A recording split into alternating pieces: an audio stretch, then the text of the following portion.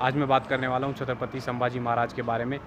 आज ही के दिन उनका जन्म हुआ था 14 मई 1657 को, और उन्होंने हमारे लिए बहुत बड़ा बलिदान दिया। वो दूसरे छत्रपति हुए थे मराठा साम्राज्य के, और उनके राज में उन्होंने 120 से भी ज़्यादा वो लगभग 124 लड़ाइयाँ लड़ी, युद्ध लड़े थे।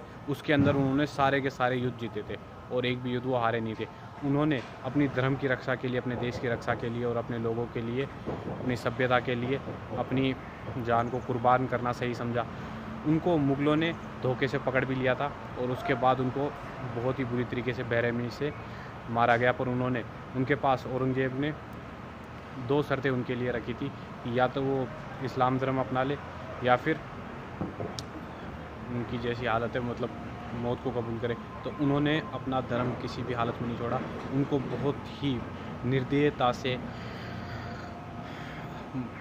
उनका कत्ल कर दिया गया था मुग़लों द्वारा, औरंगज़ेब के द्वारा।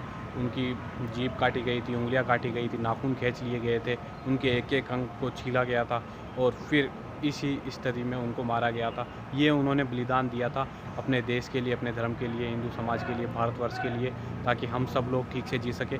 आज हम लोग इस हालत में हैं, इन सभी महापुरुषों की वजह से हैं। तो आज उनके जन्म दिवस के रूप में मैं उनको याद करना चाहता हूँ और आप सबको बताना चाहता हूँ कि महाराजा छत्रपति संभाजी महाराज, जिनका उल्लेख हमारे इतिहास की किताबों में भी नहीं मिलता, ढूंढने से भी शायद उनके 1 या 2 पंक्ति ही उनके बारे में मिलेगी, बल्कि मुग़लों के ऊपर पूरी की पूरी एक किताब या उससे भी ज़्यादा या कई पार्ट एक इतिहास की किताबों में मिल जाते हैं।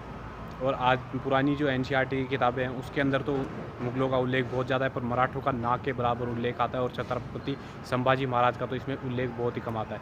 छत्रपति संभाजी महाराज शिवाजी महाराज के ही बेटे थे, और वो एक शेर थे, दक्खन के शेर थे, मराठों के शेर थे, और पूरे भारतवर्ष को उनके ऊपर गर्व है, पूरे भारत के शेर थे। उन्होंने इस देश की रक्षा के लिए अपना जो पूरा जीवन लगा दिया, और अंत में अपने धर्म की रक्षा के लिए, अपने देश की रक्षा के लिए, अपने लोगों के लिए उन्होंने मृत्यु को कबूल किया, वो भी बहुत ज़्यादा निर्दयी मृत्यु को कबूल किया।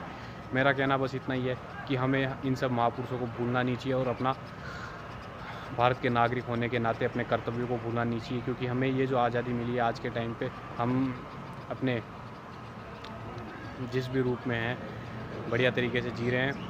उन सब में इन सब लोगों का बहुत ज़्यादा योगदान है, तो हमें इन लोगों को भूलना नहीं चाहिए और अपने देश का ध्यान रखना चाहिए।